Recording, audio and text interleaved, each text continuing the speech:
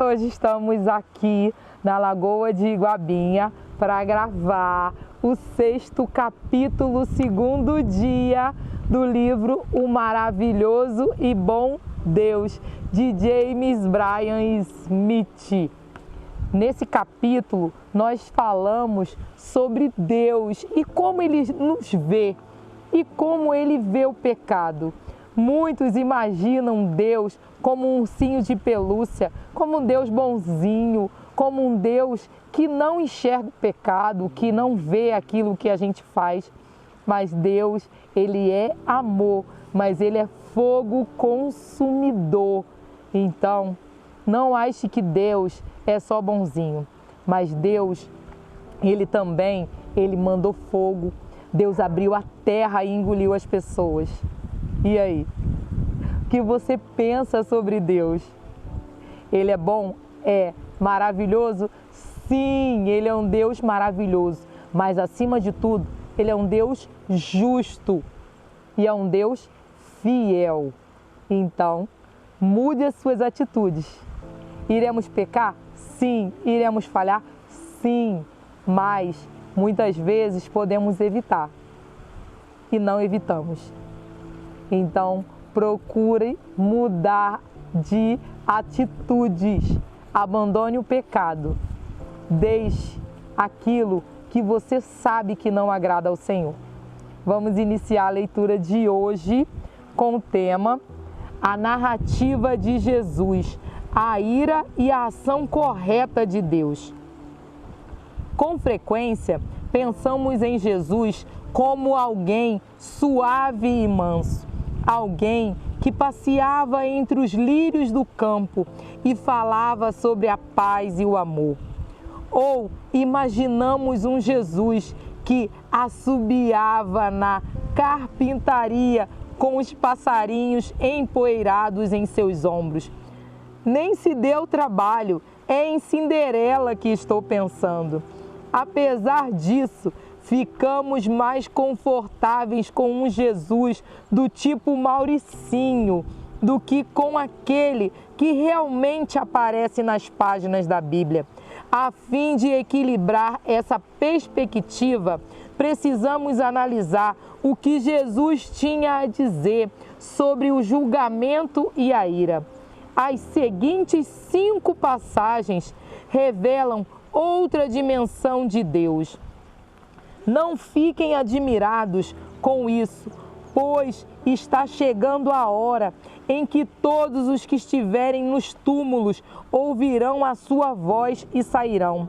Os que fizerem o bem ressuscitarão para a vida, e os que fizerem o mal ressuscitarão para serem condenados. João 5, 28 e 29. Mas eu lhes digo que, no dia do juízo, os homens haverão de dar conta de toda a palavra inútil que tiverem falado. Pois, por suas palavras, vocês serão absolvidos e por suas palavras serão condenados.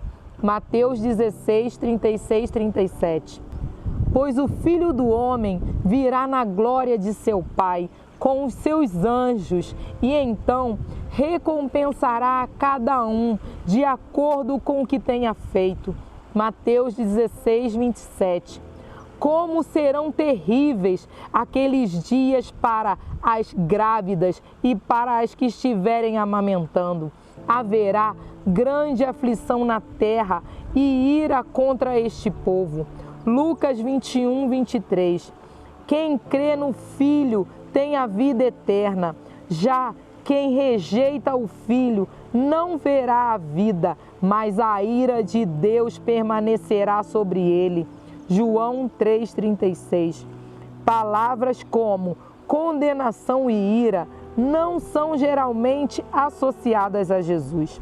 No entanto, não podemos ignorar o fato de que ele fala sobre esses temas com frequência. Como integramos esses ensinamentos àqueles que analisamos até aqui? Como compreender um Deus que, de acordo com Jesus, é como um pai que oferece uma festa para um filho desobediente e, apesar disso, também sente ira em relação àqueles que o rejeitam. Para fazer isso, precisamos analisar com mais vagar o que Jesus quer dizer com as palavras condenação e ira. Integrar o amor de Deus à ira de Deus é de fato difícil. A maioria das pessoas não conseguem, simplesmente decide optar por um ou outro lado. Essa integração, contudo, é algo que precisamos fazer, porque Jesus não nos permite escolher um ou outro. Ele fala sobre um Deus que é ambas as coisas, e é essa plena compreensão que precisamos ter a respeito de Deus. Como Paulo disse, considere a bondade e a severidade de Deus. Severidade para com aqueles que caíram, mas bondade para com você. Romanos 11, 22. Deus é tão bondoso quanto severo. Não podemos ter uma característica sem a outra. Na realidade, essas são realmente as boas novas. Paixão versus pátios. O grande estadista e presidente norte-americano Thomas Jefferson era um homem de ciência que não acreditava em milagres, mas amava Jesus de verdade. Infelizmente para ele, bem próximo aos ensinamentos éticos de Jesus, estão relatos de milagres. Alimentar 5.000 pessoas com um sanduíche, caminhar sobre as águas, curar a cegueira. Jefferson resolveu esse conflito de uma maneira bem pragmática. Ele usou um par de tesouras e removeu as histórias sobre milagres. Ficou apenas com os ensinos de Jesus. Ele também eliminou alguns dos ensinos que eram um tanto excepcionais. No final, ele tinha exatamente o Jesus que queria ter. É fácil fazer isso. Suponho que eu também o faça à minha maneira, embora não use tesouras. Simplesmente ignoro as partes das quais não gosto e monto acampamento em minhas passagens preferidas. Essa, entretanto, não tem sido uma boa estratégia.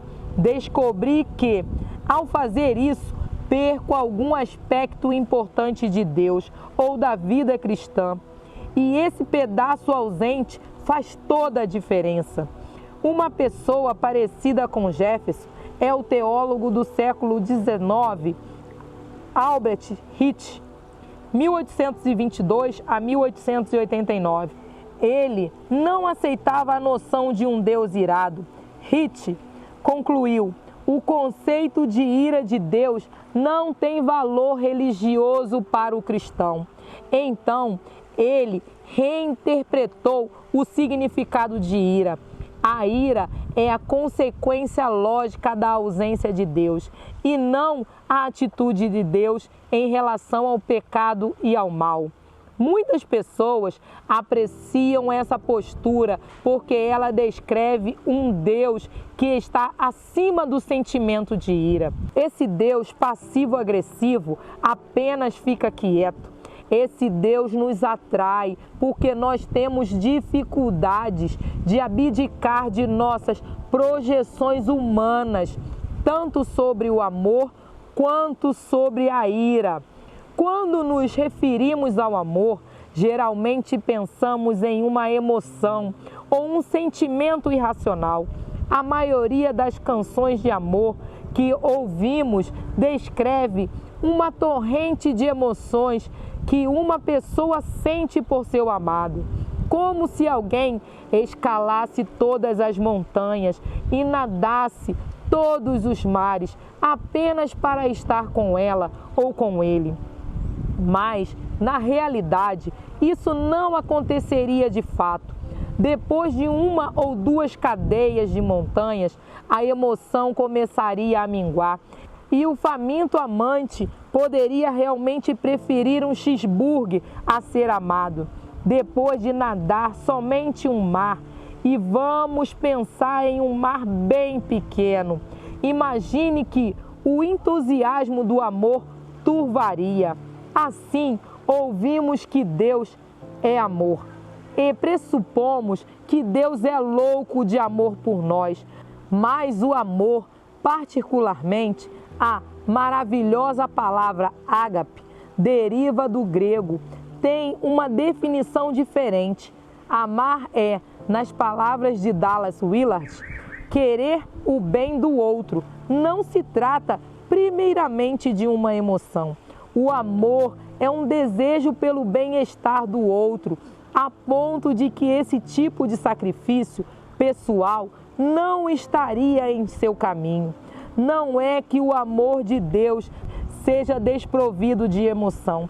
É justamente que esse amor de Deus é muito mais como o amor do pai em relação a um filho que o amor entre dois adolescentes.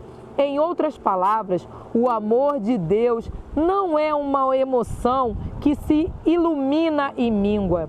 O mesmo é verdade para o conceito de ira. Quando nos referimos a esse termo, imaginamos alguém que perdeu toda a razão e controle, tendo um acesso de ira. Ira é uma palavra tão forte que a utilizamos apenas em casos extremos. Tenho visto algumas pessoas que ficam realmente bravas e permanecem de alguma maneira controladas, lógicas e até mesmo justas em lidar com aqueles que causaram toda a agitação. Mas eu não tenho exemplos para a ira.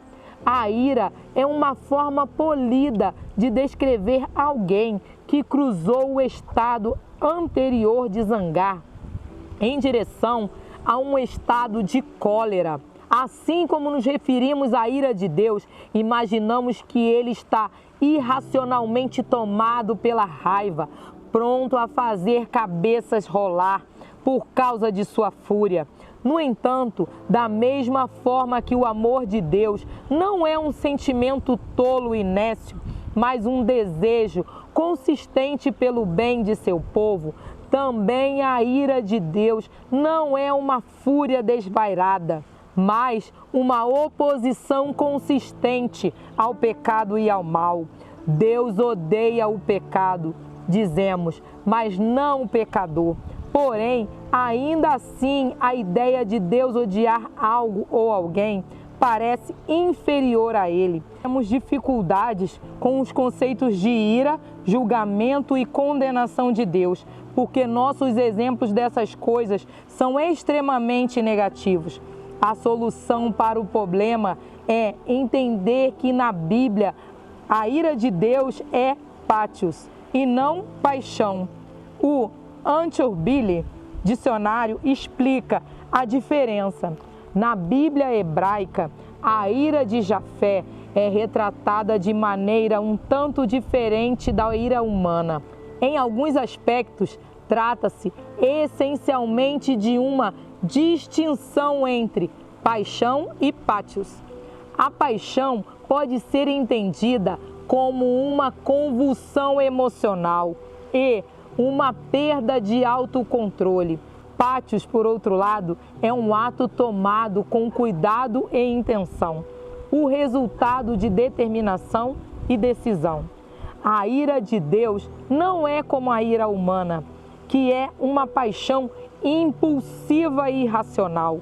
Por exemplo, Deus nunca é descrito por Paulo como estando com raiva. A raiva é uma emoção humana, a ira é diferente. A ira de Deus é uma resposta cuidadosa e objetiva e racional. É realmente um ato de amor. Deus nunca fica indeciso diante do pecado. Deus se opõe feroz e vigorosamente as coisas que destroem seu precioso povo, pelo qual eu sou grato.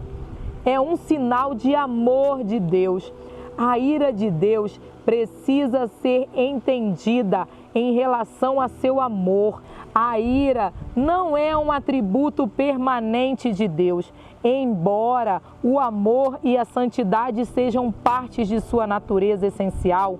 A ira é contingente ao pecado humano. Se não houvesse pecado, não haveria ira. A ira é uma reação necessária de um Deus amoroso e santo, um Deus maravilhoso e bom ao mal. A ira de Deus é um veredicto temporário e justo sobre o pecado e o mal, como observa J. Packer.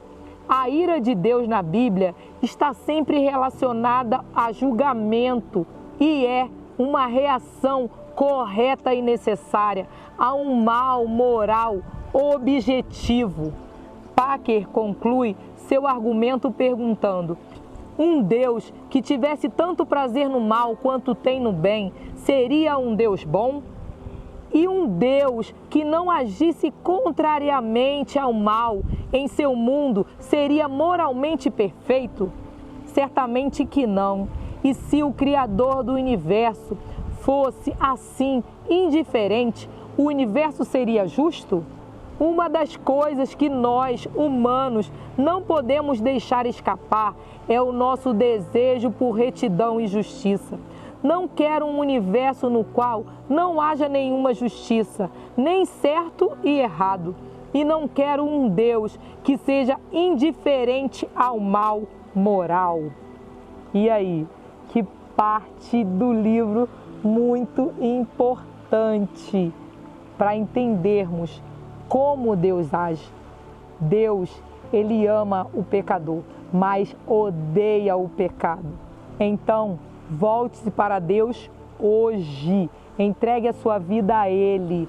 Permita que Ele faça a transformação necessária na sua vida. Vamos orar para agradecer a Deus. Mas se você ainda não curtiu, não compartilhou e não se inscreveu, vai lá, curta, compartilhe e se inscreva no nosso canal. Senhor, muito obrigada por esse dia, obrigada por essa leitura, obrigada, Senhor, porque o Senhor tem nos mostrado aquilo que precisamos retirar da nossa vida. Continua conosco, nos sustentando e nos fortalecendo. Em nome de Jesus. Amém e amém e amém. Tchau. Até o próximo dia de leitura.